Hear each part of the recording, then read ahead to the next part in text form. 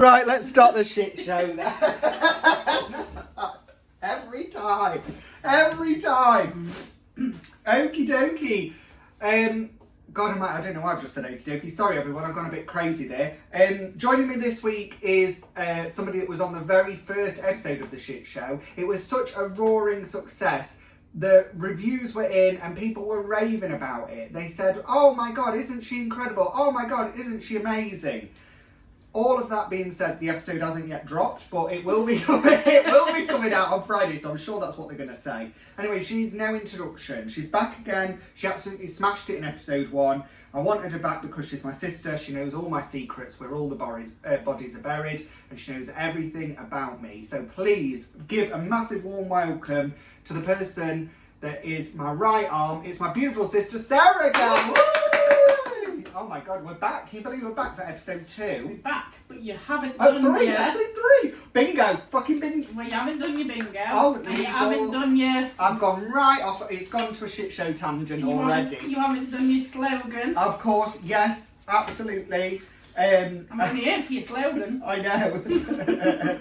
Wild stories, truth in tow. Ladies and gentlemen, welcome to the shit show! Woo! Yes, you're absolutely right. I forgot to mention that the podcast is not edited, as you'll have just seen.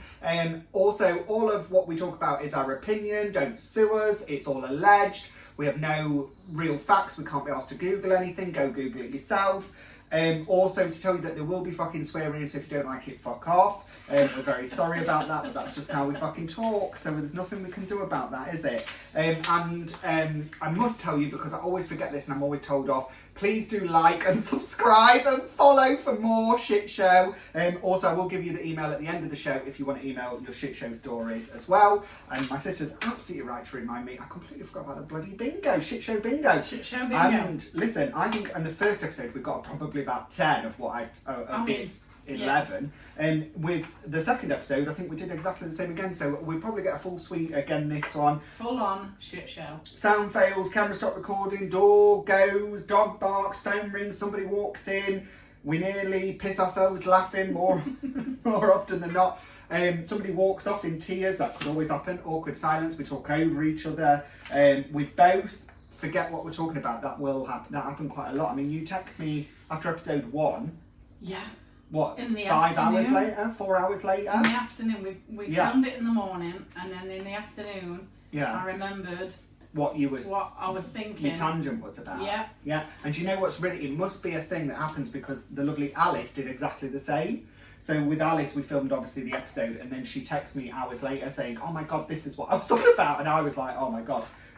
Absolutely. Also, just as a correction, if you did watch episode 2, I said that the Swedish goalkeeper is very good looking. It turns out it was not Swedish goalkeeper at all. It's Nigerian, and he's not a goalkeeper. Or he might be a goalkeeper. I still haven't got the facts on that, but he is mighty fine. Anyway, so if you watched episode 2, that is a correction. It was not the Swedish goalkeeper. I think we're going to need a picture of whoever you're talking about. Well, I'll send it to you later because I have to send it to Alice as well. Because at one point, I'd forgotten what sport he played. I just remember that it's somebody really good looking that is playing some form of sport. The other thing that I need to tell you all is there's been big changes since you were last here. I've got shit show mugs. Yeah! Cheers. Up the bum. They're pretty good though, aren't they? Really good, yeah. And they're going to be available to buy very soon on the Shit Show Podcast website, which is coming soon. No, we just need glasses. Oh, I know. Well, to be fair, these are my good glasses, so I do put the good glasses out for the camera. I need to start off, and it's off track, so everybody at home, just to make you aware, before we film a podcast, the guest that's coming in has a little brief of what we're going to talk about. However, something happened last night that I cannot not talk about. So, obviously, scroll on the internet, don't you? Because, you know. I mean, that's what you do. Scrolling is you life. lose hours of your life. Yeah, by scrolling. And then I come up and I think, God almighty, why is it dark outside? I mean, it's only 9:30. Yeah. It's dark. It's getting dark now. It's changed, I know. Anyway, that is not the shit show thought of the week, but that is a good point. It has, vanished the summer, hasn't it? You know, already. And it's July. I know. Crazy. But, anyway, I scroll, and then see a woman that suspected her husband was cheating. I know. I was the same. My eyebrows was raised. Just for the people at home that couldn't see. My sister raised her eyebrows. Really? Yes. We love a cheating drama. As you know, but people at home don't know, my first ever viral video was somebody cheating that was having it away. In the van. In the back of the van. In the van, yeah. In cream tights without a pillar to be seen, and it was filthy. Yeah. Absolutely filthy. Anyway, so you know I'm all for a cheating scandal. Anyway, this woman thought her husband was cheating on her. Guess what she did? She genuinely clung to the back of his truck. Clung with her hands to the back of his truck. While he was moving, or why? Yeah. She waited for him. She was hiding in a bush, waited for him to go out, and then clung to the back of his truck to find out where he'd gone, to whose place he was going to. She clung to the back. She could have killed herself. She could have killed herself. Anyway, spoiler alert: he was cheating. He was. He was cheating. Yeah. She followed him all the way to this other woman's house, but she clung to the back. She clung to the back down the motorway, holding on for dear life. So this made me think: what lengths would you go to? Not them fucking lengths. She nearly killed herself. I mean, no, that is just cuckoo. She nearly killed herself. She nearly killed herself to find out if No he was man cheating. is worth that much. No man is worth it. No. That's exactly my thought. That's exactly what I thought. But then it made me think, well, what lengths would you go to? And then, just as another spin-off topic, because, you know, we're going right off topic, there was these people yesterday, we filmed this in advance, guys. The people yesterday climbed to the top of the Empire State Building yesterday, which is like one of the tallest buildings in the world, to propose to his girlfriend. Oh, I kind of seen that, but I didn't watch it. I know. And I was thinking last night, like, as they were coming down or something, it said, as they were coming down, one of them proposed. Because we're about to be arrested because it's a criminal offence, but yeah, he proposed. He got down on one knee and proposed, and I thought to myself last night, oh my god, like, because I couldn't get enough of it, so I was obsessed. And then I was like, what about if this is the greatest love story that's ever known? Obviously proposing at the top of the Empire State Building, and then he falls off. It's also the greatest tragedy. Not that I was willing him dead, but I was thinking. But now he's arrested, and well, I think they both got arrested. But it's going to be years until they get married. Maybe, you know what I mean? They might take a prison wife. So, bit butch. Yeah, could be. But no, I thought the length. So that was my two random thoughts already, and we haven't even started. Wow. Which was the length you'd go to catch someone cheating. Would you hide in a bush? She hid in a bush for a good hour before she clung to the back of her truck, not a lorry.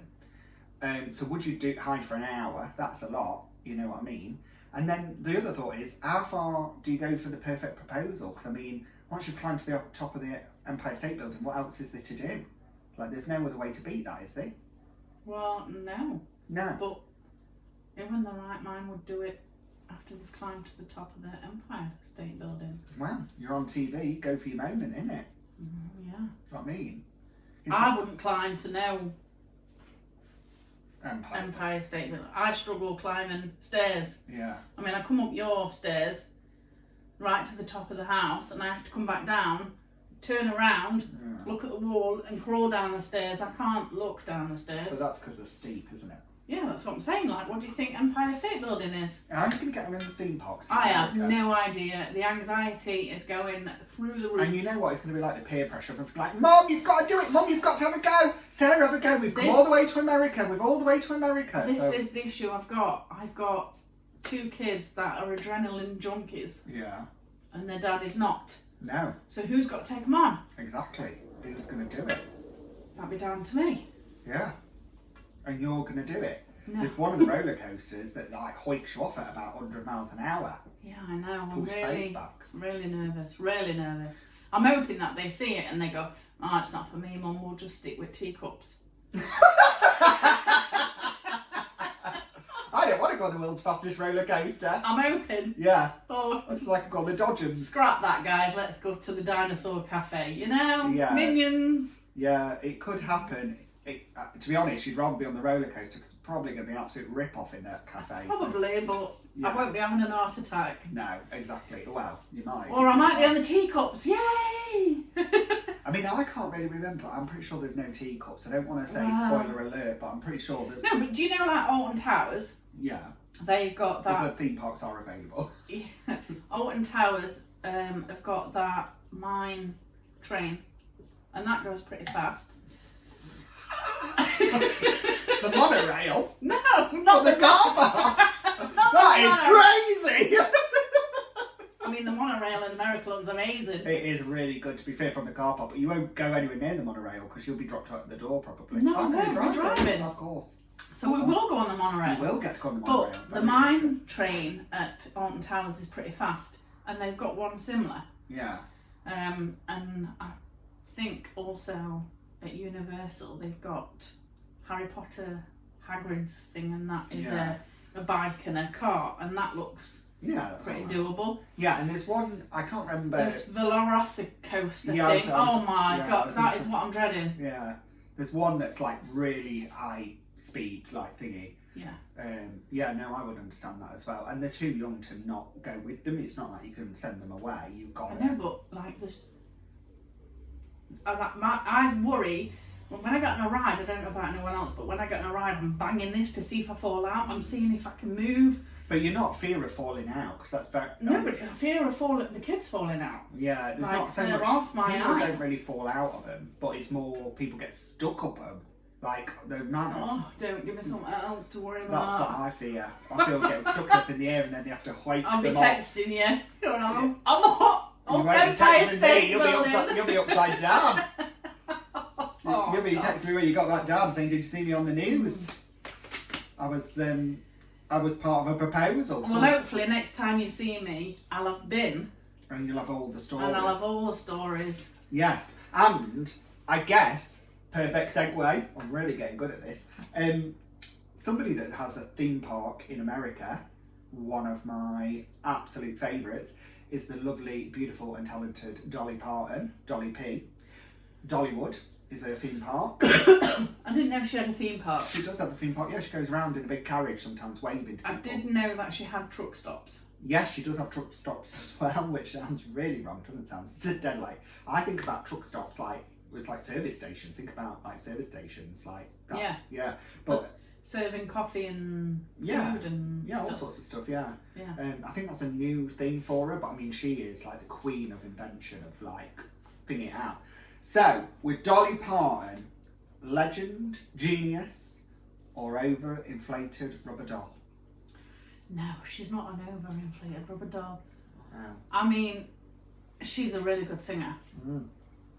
but she's getting to that age where I'm showing you my nails How because I much? watched a clip on the internet where she plays Jolene off her nails, acrylic nails. That's how she came up with the song. That's how she wrote it. She sat there banging her nails, and Did she? Yeah. I would say genius. I mean, yeah, genius. Yeah. Not only is she a cracking singer, but then she's come up with a theme park. She's come up with truck stops. Yeah. There's loads of other things. Yeah. Plus, is it her niece that has started in singing now? Have you heard her niece sing? No, I mean, Oh, amazing. I mean, I'll be googling that later. She once said, which is one of my favourite. I mean, I'm a massive Dolly Parton fan. Obviously, I'm a homosexual. It comes with the territory. We have to love Dolly. But she once said, "It takes a lot of money to let this cheap," which is one of my favourite Dolly Parton quotes. And I say it to people all the time when they say I look nice. I say, "It takes a lot of money to look this cheap." And I do think she is a bit of a genius. Do you think she's super honest? I watched loads of clips of her online in interviews, and somebody on an interview once said to her, "What's the one thing that frustrates you or like annoys you?" And she said, "I've got a great arse as well." And nobody mentions it. It just made me laugh because it's like she's so honest. Like obviously, because people always mention like a milk jugs rather than Yeah. and I mean, she has got a petite body with great bahongas. she really has. I mean, how she must just have one arm and a head. I mean, she must have a bad back. She carrying must them. have. And I saw an interview with her, and it's from the 60s, and a woman in the audience says, "Dolly, how long does it take you to do your hair in the morning?" And she went, "I don't know, I'm not there." And she's famously wore wigs her whole entire... I mean, as you send me what we're going to talk about, I think you sent me yesterday. Yeah, about Dolly, yeah. But I googled it. I actually googled because I didn't realise she had a wig. Oh my god, yeah, famous. Yeah, famous. No, I didn't wig, know. Yeah, yeah. But she looks so different. Oh, I know. without her wig. Yeah, I know. It's her crown and glory. And so you could walk past her in the street and not even know it's her. No, I know. I actually think, and that's, I guess, one of the things that's like genius about her. Like, obviously, when you're performing, I mean, obviously, not today, but normally you brush your hair. I've been to work. You've been to work. I've been to work as well. I ain't brushed my hair either. But like I say, when you're performing and stuff and like having to get ready, it's such a chore, isn't it? I mean, you think about going on a night out and getting ready, how much of a chore it is. I'd rather stick my pyjamas on than Yeah. put loads of slap on and do my hair and Get ready. Yeah, the thought of it just knackers me out. So do you think it's clever that she wears wigs because it's like speeds it Yeah. up? Yeah. Especially if she's not there. It's an extra half hour in bed, isn't it? Yeah. And I don't know if when you were Googling Dolly, but just for everybody at home, Dolly is quite poorly at the moment, so she's had to cancel a load of shows and she's having some treatment and stuff, so we're gonna, because we're, well, you've just said you're a Dolly fan, I'm a massive Dolly fan, so we're going to send lots of love to Dolly, who we hope gets better soon, because we are going on the side of genius. Yes, definitely genius. And I can encourage anyone at home, if you haven't gone and watched any Dolly clips, Dolly Parton, not Dolly the sheep. Do you remember Dolly the sheep? Where did you pull that from? Do you remember Dolly the sheep? No. That's the sheep they cloned. They made a second Dolly. There was a sheep called Dolly, and they made a second Dolly, Dolly the sheep. No. They cloned it. Yeah, that was the first cloning of anything. Was the sheep. Oh. Dolly sheep. You heard it here first. I mean, it could not be true. I could be making it up. Google it, guys. Google it, maybe. And obviously, we do love Dolly, and we're not shading Dolly, but it does bring us on to a topic, because Bobby Norris of Towie fame, he was on Towie, has had a facelift. It's questionable, the results. There's Katie Price. I mean, there's nothing left of her in terms of the original, she is changing rapidly. I mean, to the point of she's having to go to other places now because they won't operate on her anymore. So I guess it's a case of, do we think, so we talked about what cosmetic surgery we'd have if we were going into prison. Yeah. But do we think celebrity cosmetic surgery has gone too far? I think it's your body, it's your money, and you leave them to it. Let them do what they want. Like, would you want someone come to you at your house and write a post about you saying, don't do this and don't do that? And you're like, who are you to tell me what I can have? Yeah, but I mean, honestly... You just leave them to it. Let them look an idiot. I'm a massive... I mean, look, is it Pete Burns with great lips? Yeah, he's dead now, but yeah. Yeah, but whether he died or not, before he died, he looked an absolute state. And he had to live with that. Yeah. But that was his body, and he had to do his thing. Yeah, but he famously, there's lots of interviews where he talks about the regret. Exactly. Yeah, the regret of it. Let them regret it themselves. I know, but would you intervene? Because I am going to go full hog. I mean, this podcast, in 6 episodes' time, there will be... 14 stone in a day. Yeah. In 6 episodes' time, you'll be like, who's the new host? And where's Dan? There's no Dan left. I'm going to go full hog into it. I'm going to run into... I don't want to age gracefully. I want to have everything pulled back and held back as long as the water and tide may keep it. But would you intervene if it went too far? Only if it interrupted my life. Yeah. If I was married to them and they were having that much. Like, if you looked an idiot and you said, let's go out tonight, I'd be like, no. Yeah. But then you can't. It's too late at that point, is what I'm Or, getting at. let's just say, if you said that you was going to have something else done, and I'm like, do you really need to? Yeah. Yeah, I guess, but then people say... But that's all you can say. I think people say that naturally. How can you intervene? Because when I had all my teeth done, people was like, you don't need to have your teeth done, you don't need to have your teeth done, and people were adamant I didn't need to have it done, and then once I'd had my teeth done and everybody saw my new teeth, everybody's like, oh God, your teeth are great. And so I do think sometimes it's hard to intervene, maybe, because... Yeah, but why? Yeah. How would you intervene on someone else? Yeah, I guess so. I think with celebrities, the problem is, and where I think the culture's going too far is, there's having a nip and a tuck. You know, there's keeping yourself fresh. But this is where we're back on this again, is the internet is so out there. Yeah. When we were younger, these were having it done and it was all kept hush-hush because there was no social media to post it. But I don't think people went as extreme. Like, I think it interrupts some girls, Yeah. or some boys, Yeah. you know. Yeah, because, I mean, Bobby Norris, and we'll probably have to Google it after this so that you can see what I mean, but there was nothing wrong with him. He had a lot of filler and a lot of, like, stuff that can be not got rid of, but is easier to deal with. But he's had this facelift and he looks like a chipmunk. He looks horrendous. His cheeks are massive. Like, Is that because it's just been done, or has it been done a while? Or I'm not 100% sure, because obviously I'm not fact checking anything in terms of. I just think he just looks horrendous. But I think he's probably not need. I think he's only 30 odd. I don't think he needed a facelift at 30 odd. I think you get 50, 60, fair enough. Maybe you want to have a look at it. I mean, you won't have seen her, and you're not a fan, but Kris Jenner, of Kim Kardashian's mom, she had a facelift, and oh my god, the results. I mean, she's been touched by an angel. Whoever did her face deserves all the medals, all the praise. The results are incredible. But she's stopped. She hasn't carried on pulling her face. She's had that done. She looks great on it. She looks really fresh, really young. It has kind of like made her neck a little bit more prominent, I think, and so that sometimes can happen, can't it? I mean, if you're going to do stuff like that, you've got to have a cut-off point. Yeah. I mean, I'd like to be slim. Yeah. You said this on episode 1. Yeah. Yeah. But if I want to be slim, I'd have to do something about it. Yeah. And you know what? You get one life and you live it. Yeah. I'm not fat, but I'm not slim either. You know, I eat comfortably. Yeah. And I like to have chocolate and sweets when I want to. Do you know why I'm laughing is because my intro, which I backed out of when I said, like a fat kid at a buffet, she's back. I am like a fat kid at a buffet. A fat kid at a buffet, she's back again. I love a buffet. But then our family loves a buffet. We do like a buffet. Yeah, it's a good buffet. A good buffet. And to be fair, you can't beat a buffet. And food is so important. I think it's such an important part, not just of life, but because we're food-orientated family. Yeah. That's how I get up in the morning. I mean, I don't always have breakfast. Yeah.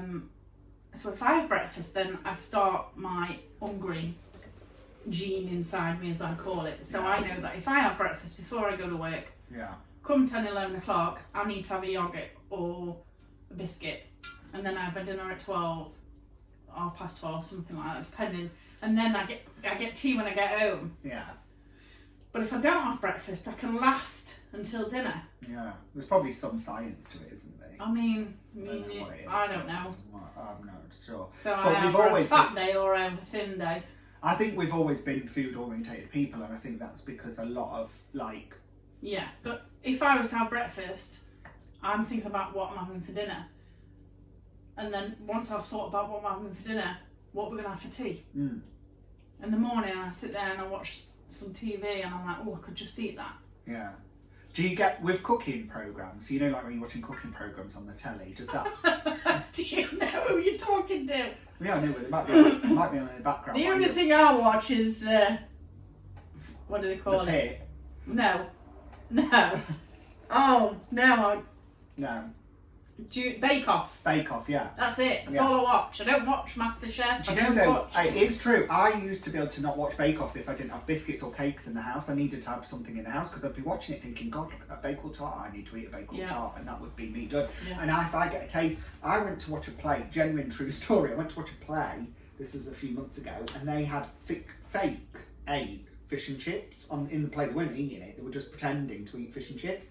And all the play I could think your was... saliva glands were going... That's all I could think. I was thinking, get off this stage, get the curtain down and get me out of here so I can go get some fish and chips. It was all I could think. And I weren't listening anymore. All I could think was, and it was days, it was really late after it finished. There was no fish and chips to be had. And there was like days later, I was like, oh, I need to have fish and chips. Like I really need to have fish and chips. And it just wouldn't leave me. I have once, many years ago, I have once paused Emmerdale, that was when I used to watch it, go and make shortbread, eat my shortbread and then go back and finish watching Emmerdale because they were eating shortbread. On Emmerdale? On Emmerdale. Yeah, maybe this should maybe this should be a topical comedy podcast. Maybe this should be an intervention because there's something clearly wrong with us, isn't there? Do you not think? Like, that's not normal. I can't watch Bake Off unless I've got a piece of cake in the ass, in case I need to eat a piece of cake. No, but it's not just about shows, though, is it? I was at work the other day, it was slinging it down the rain. And you look out the window and you just think, oh, what a day. And I texted my husband, I went, I could just eat sausage mash and onion gravy. I walked in from work. And that's what he'd made. Yeah. I feel with your husband, he's very much led by... I bet he probably thought, Christ, I'm not coming home and not having sausage mash and gravy ready because she's going to flip a lid and burn the house down. No, but, you know, it's... Yeah, I know what you mean. It does set you off. The weather, if it's really hot, you're like, oh, I'm not cooking. Yeah. You know, I don't want to turn the oven on. I don't want... Oh, I'll have a salad or a jacket tater. It's all determined by the weather. Yeah, no. So when you're watching TV and someone's eating something or baking cakes, you're like, oh, look at that. It just turns when your saliva glands. And I think you're right. And the weather does play a big part of it. Massive part. I'm not a big, as you know, I don't have lager. But as soon as it's sunny, I want a shandy. It's just dead weird how it goes. I never used to be a gin fan. Yeah. But as soon as it was sunny, I wanted a gin and tonic. Just to quench the thirst. I know. And thankfully they brought out flavoured gins and I can tolerate them. But I don't have tonic, I have lemonade. No. But just on that note, I must say, because I probably will get told off, remember everyone to drink responsibly and follow the drink away guidelines. And don't drink and drive. And don't drink and drive always, and that's always bad. Oh no! The shit show! What did I say? Camera stops recording. What did it say? Oh my god! We said it'd be a shit show. We said that the camera would stop recording, didn't we? What point did it stop recording though? This is the issue. We don't know now. We're just going to have to forge ahead and see where we're at. Oh, I'm so sorry if it didn't record. It didn't record any of that about your sausage and mash. Oh no. No, I know. Oh my god. Well, we're off your bingo. We're on the bingo card. Camera goes and stops recording, and that happened. So something's happened where the phone has done some kind of update, and what it was flashing up is some update. So we don't edit the podcast, so we go on regardless, which is a bit of a pain. But we are going to have to keep one little beady eye on you just to make sure you don't give up again, and we may have to deal with it. So, God almighty, it's thrown me off the fucking camera. It really has thrown me off. What a shit show. Naughty camera. What a shit show. What a shit show. Come on then, talk about Weatherspoons. Weatherspoons, national treasure or national disgrace? Absolute gold or absolute shite? What's your thoughts? I mean, it is absolute shite, but it's where we go when we go out. What, for a drink? Yeah. But food? What about food? Yeah. Food as well? Yeah. Food? Pound. I mean... Pound. Pint and a curry. Curry and a pint. Don't say the price because we don't know what the price is. We don't know what the price is. Also... Curry and a pint or burger and a pint. Yes, also just on the pint, just remember everyone to drink responsibly. Because I will get in trouble. Do drink responsibly and follow the drink away guidelines. And remember, never drink and drive. Yes, but you're absolutely right. It's very good. Although you could have a soft drink with a burger or a... Yeah, you can. Yeah. And you don't, you know, we've been to Nottingham before to go to a show and we're like looking around all the places to eat. And we're like, should we just go for a burger and a drink? Yeah. But you get what you pay for. Yeah, because it's good value. Well, it's good for... It is crap. It's not like 5-star. You get what you pay for. I mean, it is crap. It is crap. It's not... If they served that in our local pub, you'd be like, fucking hell. Yeah. Shit show. Yeah, it would be a shit show, wouldn't it? But, you know, it's Weatherspoons. Yeah. They're known for it. Yeah. Remember when Mar Hubbard's used to be running? Yes, I do, yeah. You get cheesy chips for like £2 or something. Exactly. You get what you pay for. Yeah, you really do. And do you think that it's regarded as a British institution? Because the reason I bring this up, because God almighty, I keep banging on about America, but you are obviously going to America. Yeah. And one of my favourite things is to watch Americans eating either a Greggs sausage roll or going to Weatherspoons. It's a weird fetish, granted, but on the internet there is Americans that come over here and then go and have a Greggs sausage roll or a pasty or something like that, or go to Wetherspoons. And there's a video, and I don't quote me her name because I don't know her name, but there's a woman, American woman, that went to Spoons, and she stood outside Spoons and filming herself saying, I'm outside Spoons, and then she's inside Spoons, and she's like, if there's a hell, I've entered it. And she's like screaming at the top of her lungs. And she's like, and then she's filming herself walking to the toilet, and you know what Wetherspoons going to the toilet, it's a hike. Yeah. It could give a 3p challenge a run for its money, couldn't it? You know, you've really got to strap in. Yeah. To I mean, if you're entering, you've got to know what you're entering. Yes, and what you're doing. And I guess, is the sticky carpets, is the like crapness of the food and the environment that it's in, all of that is sort of like what we put up with. Is it really truly British, or is that British in itself, like just putting up with the crap just because it's cheap? You know what I mean? Yeah, I don't know. Do you think we put up with crap because it's cheap? Yeah. Yeah. So like if something, like you buy something, I don't know, this pen, and it's cheap, and you break it, you go, well, that was cheap. So it's like you pay, yeah. Yeah, and you sort of like you buy a price at a price, and it breaks. Yeah. You get what you pay for, basically. Yeah, and that's the kind of tolerance. If you was to spend a certain amount of money on a pen, knowing it should last, and it breaks, you'd be like, no fucking way. Yeah. And you'd be stood straight on on the internet. On the internet, on I bought email. this pen. I bought this pen. Yeah, you would. Yeah, raising the roof over it. Yeah, exactly. Yeah. Yeah, no, it's true. I do think that we do that with a lot of things. I think we do with a lot of things. We sort of over justify, but should we? That's the big question. Because you know, like with like going low cost with the airlines, my other favourite thing to watch on the internet is people whacking the wheels off the case to get it in that little slot. You know, so they don't have to pay the luggage the charge. Ryanair thing. Yeah, or EasyJet as well, where they whack the wheels off and they're smashing it to bits and ramming it in. There's a one where there's a woman where she literally puts all of the clothes on. That's one of my favourite clips. She's like, nah, I'm leaving the suitcase, mate, and she literally starts layering up all the clothes. But again, there's a justification because we've not paid what we perceive to have paid for the ticket. So we go, oh well, we got it cheap, and that's the byproduct of having it cheap. Do you think that's quite a British thing to just accept, like, and tolerate? Well, I don't think we've got any other choice. The reason that we'll have to circle back to that conversation is because once you've been to America and you see how service orientated they are, everything starts with service. Everything is about service. It is to the point of nauseating. Yeah, if you get crap service, we've still got to pay them a surcharge. I don't think you'll get crap service. They're really service led. The whole thing is like service led, and it's to the point of where it's annoying. But there is cheap places in there. Yeah, there is everywhere, isn't there? But I think they're more a service led industry, and I think in England we've just sort of, we go, oh well, it's a bit rubbish, but oh well, we're not complaining. We're not known. Do you want to hear one of my funny shit show stories of not complaining and being very British about things? And British, like, there's a big debate on what's British and what isn't, but let me tell you one thing that is 100% British and only could be British people: queuing.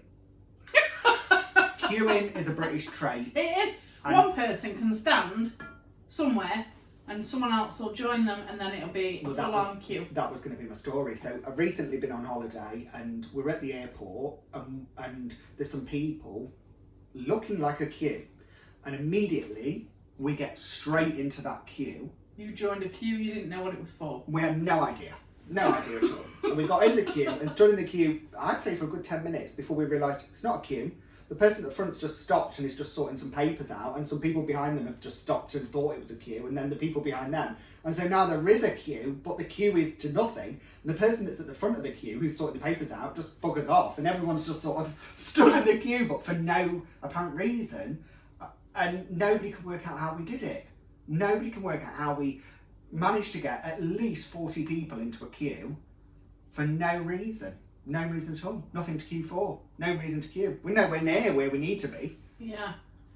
But it is a British thing. It is a British thing. And it's the same when there's a queue and we don't know what the queue's for. We're frightened that they're giving something away. But I think away. that's where we're going to differ when I go to America, because do they not just push in? Not the Americans. I've read a lot of the things. The French or will, if there's other nationalities there that are not as Q heavy, but not the Americans are quite respectful, quite polite, quite together. They're quite service and orientated. So actually, when you go to places in America, you instantly sit down. You get bought water. You get bought like things that we just don't get in England. I mean, if you ask for tap water in England, I mean, one, it's undrinkable, and two, it would come warm and disgusting in a dirty glass. Yeah. You won't get that in America. You'll get instantly put down. There'll be heightened levels of service. And I think the people that will be pushing in, or the people in the theme parks, you'll find they're international guests. They're not Americans. They're not Americans. The only rude guests that we've come across is Russians. Yeah. But in case they invade us, we have to say that we like the motherland and we support everything that they do, and the Chinese as well. We just showed the shit show. We love the Chinese in case they're coming for us. We love the Chinese. I love the fact that you're I'm talking talking to the Chinese. We love the Chinese because they're listening. They're always listening. We're always listening. We love the Russians and we love the Chinese, just in case we end up speaking Russian. It could happen. Okie dokie then. So we've talked a little bit about Wetherspoons, and there is a bit of snobbery, isn't there? One of my favourite things, clips on the internet, is a clip from Two Doors Down. You know I love Two Doors Down. I don't think Wetherspoons is my kind of place. Well, pint of lager and 2 things of wine for £4. Oh, I'll have a little look, or whatever she says. It's such a good clip. But people do get a bit snobby, and one of the things that I think recently I've realised is people get really snobby with reality TV. So like, people think that reality TV is like sort of like, I don't know if it's snobbiness or people trying to be more intelligent than what they are, but people frightened to admit that they're watching Love Island, or frightened to admit that they're watching, like I said the other day in the office, I watch Real Housewives. You know I watch all the Real Housewives. I'm a massive Real Housewives fan. Watch all the Real Housewives. And somebody in the office said, oh God, that really shocks me about you. I thought you'd have more intelligence than that. And I'm like, I don't see it as not intelligent to not watch reality TV. Like, it's an escapism. It's something different. It's not my life. It's like something a bit out there. And so I guess what I wanted to sort of talk about is, do you think that there's snobbery around reality TV? And what do you think drives that? Why do you think that? I don't think people know exactly what reality TV is. So I've watched Love Island. I've not watched them all. Yeah. I watched a few. And I enjoyed it. Yeah. But not enough to make me sit down and think, oh, Love Island tonight. Or, I've got myself a water bottle. Yeah. As you do. Yeah. You start sending yourself texts. I got a text. I got a text. I do that in the office. But I do like Married at First Sight. Yeah. Now, Sean hates Married at First Sight. Sorry, hated Married. I'm not watching that drivel. I used to love watch Big Brother. Yeah, I do. Yeah. I was a Big Brother every year. Yeah. Davina. Yeah. You're like on Channel 4. Yeah. Please do. Please do. But I made him watch a few shows. Well, I didn't make him. He was in the living room. I was watching him, and then he would ask questions. Then he would make a comment, and then that was it. It was engrossed. So now, Married at First Sight comes on. I'm like, love. Married at First Sight starts this week. Ooh, is what it does. Yeah. I don't think people realise what the shows are all about. Yeah. And I guess I think that's where the snobbery comes in, because they have their perception of what they think they think it is to what it actually is. Yeah. I think also, because we talk about all the time, you're always trying to get me to watch Married at First Sight, and I always, if I don't watch episode 1, I can't get into This is it. I leave the first week. I can't do that. I leave the first week, and then we bomb the first week. How much of your life must you have to dedicate? Because there's so many episodes. Because you forward the breaks. There's no breaks. Yeah. We don't have breaks. We we pay for no breaks on our TV. Very fancy, yeah. I don't, Worth every penny. I know. I pay for everything else, but I like the adverts. Keep the adverts in. Maybe that's where I'm going wrong. Yeah, but everything else. But no, I do think you're right. But I do think if I don't get into something at the beginning, I find it difficult to get into anyway. Did you watch the panorama thing on Married at First Sight? Yeah. Yeah, really. I Really mean, sad.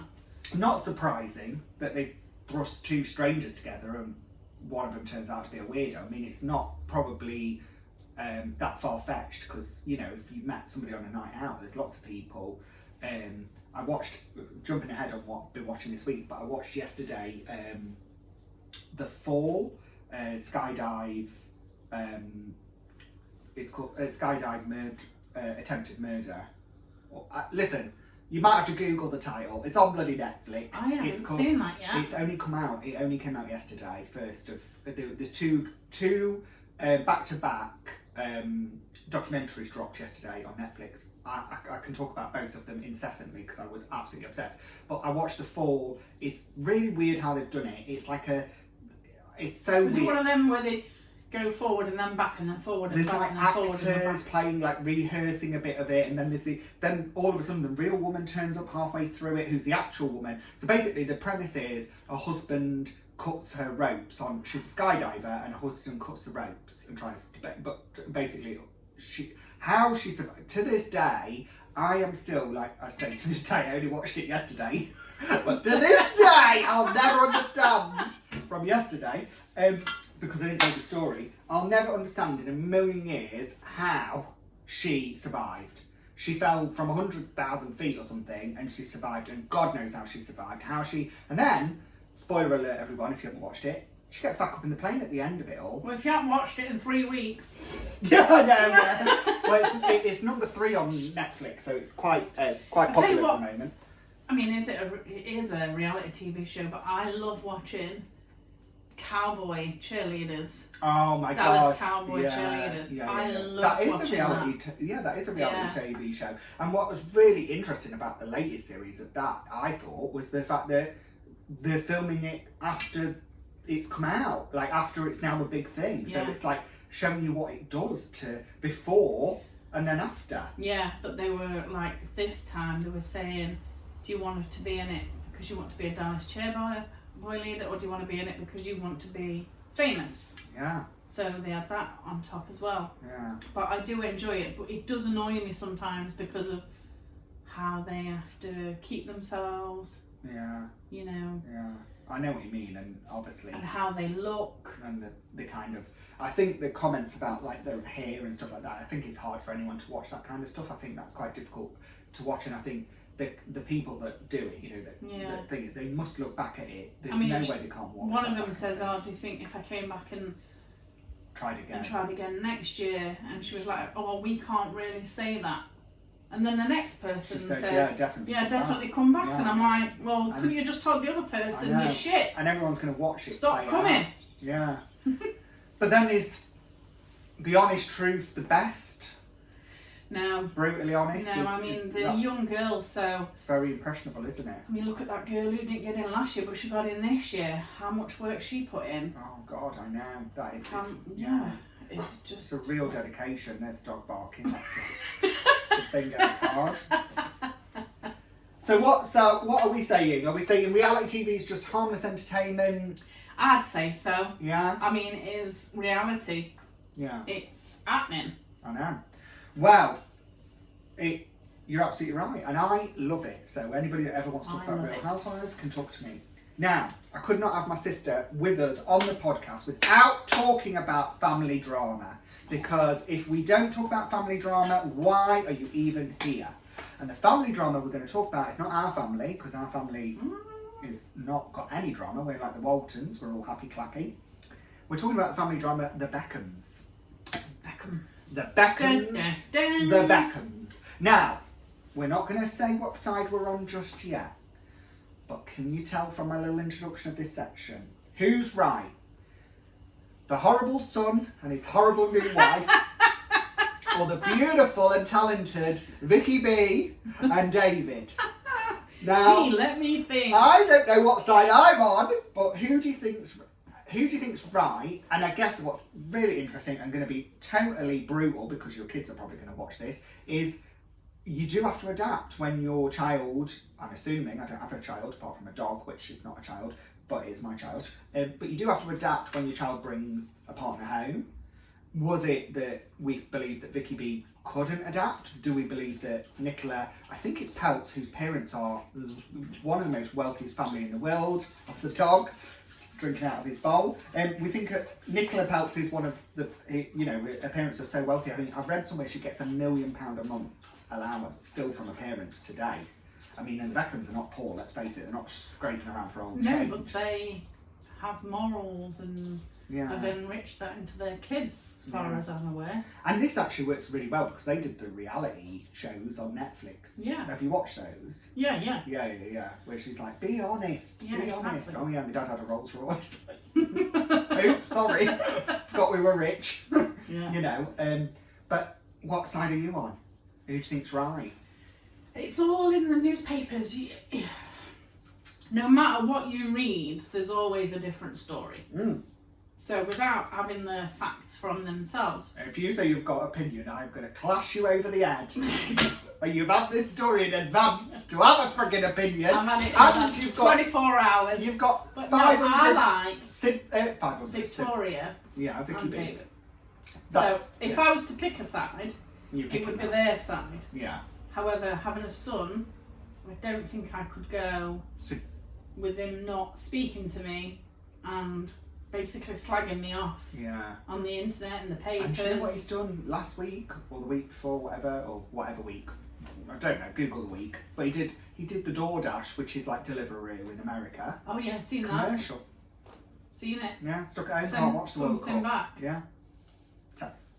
Yeah. So now he's like capitalising on it, which is awful, isn't it? But has he got her in his ear? I don't know. But then, did you read the drama about the wedding? I mean, you don't know how much is true, but Vicky B apparently danced very inappropriately. That makes me creeped out a little bit. If she danced very inappropriately, there was a camera crew there. No, there wasn't. Not at the wedding. There was cameras there. Oh, there was. It'd have been all over the internet, would it not? No, there was no cameras. It was all, you weren't allowed to take phones in. It's like a proper celebrity wedding where they had to submit the phones before they're allowed in. There was literally no cameras. That's how I think the thing's grown legs. The other thing I think, which is important to know, is we have no idea what's true, what's made up, what's the media. We have no idea at all. But I do think only know from what is put on social media and the papers, I think from a point of view of you being a mum of boys and your boys obviously having partners I think I'd be ripped apart if they ever did anything like that. Yeah, because that's awful, isn't it? I mean, I do feel for going through all that and giving them everything and trying to be real of the real world with them. Yeah. And then because she gets what she wants, he's now seeing a different side and I know that's the way I feel. Like he's spitting his dummy out. Yeah, like a nepo brat. They call it nepo baby, don't they? When the kids of celebrities, but I think it's like more nepo brat. Interestingly, I was thinking about this when we're talking about, and I'm with you on Vicky and David's side in terms of like. Check you out, Vicky. Like you're on best best mates. My good friend Vicky B. We call her Vic to her mates. My good friend Vicky B and David. I'm on their side, and the reason that I'm on their side is because I do think there's been dignified silence from them. They haven't released a statement. They haven't done anything. They've just kept themselves. But even when they did the reality TV, didn't really have the kids in. No, exactly. They've kept it very. And listen, that is. I know. I've worked in PR for years and years and years. I know how the machine works. It was all set up to make the Beckham brand because it's important that it looks a certain way. So I get it. And I think the fact that there is stuff that's probably fictitious that's done for the photographers. I know there was a news story where, oh my God, this podcast, I don't know what is going on.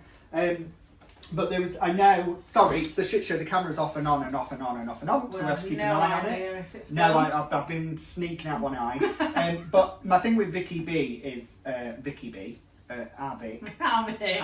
My thing with our Vic is, I do sort of lend myself to believe that they've behaved like parents. So even though I think there's a PR machine and there's a whole reason to keep it all loud, I think they've behaved like parents. I don't think they've come out slagging the sun off, which is exactly what you should never do anyway. You shouldn't dog your kids out. The same as he shouldn't be slagging them off. I know, and that's where I that's why I'm more on their side, because I think the way that he's done it and then milked it. I mean, allegedly, Google it yourself, but allegedly he was paid £1 million for that commercial, and so then it feels like he's a sellout, and then he's accusing them of setting things up for the media, and then he's doing the same thing. And it's a bit like, you're a hypocrite, and there's nothing worse than a hypocrite, and I know I'm a hypocrite, so I can speak from experience. I think everyone can be an hypocrite. Yeah. I think that's normal. I think, you know, do as I say, not as I do. Yeah, exactly. Yeah. It's what the saying comes from. Yeah, exactly. Exactly. Exactly. There we go. So we've very just a shit show. Just a shit show. So we very much fell on the side of Vicky B and David there, who we love and adore, and we will probably have got that completely wrong. And half of that story was probably made up and not true, but who cares? If you care enough, Google it. Find it out. Well, you can't Google it anyway. Like you said, there's always three sides. There is. Their side, his side, and the truth. And somewhere in the middle lies it all. And somewhere in the middle, you've got news, sun, internet.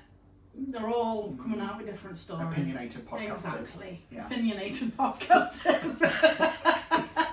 And as close personal friends to Vicky and David, it's just a shit show. It's just a shit show. I feel for them, and I think that nobody wants to have a falling out with their kids. No. And I'm sure if she went back in time, she'd put him up for adoption as quick as she could. But let's see when I go to their house in a couple of weeks what they actually think, and I'll report back. I do think the guys, oh my god, I've got something to tell you. I gave this whole lecture about we don't edit the podcast, but me and my sister got talking so much this week, we've managed to overrun the episode, so we're going to have to edit it into 2 parts. So if you're watching this, that's because you've just watched part 1, and I'm explaining that you're going to have to come back in a few days' time for part 2, because we've had to do it into 2 parts. So sorry! It's a fucking shit show.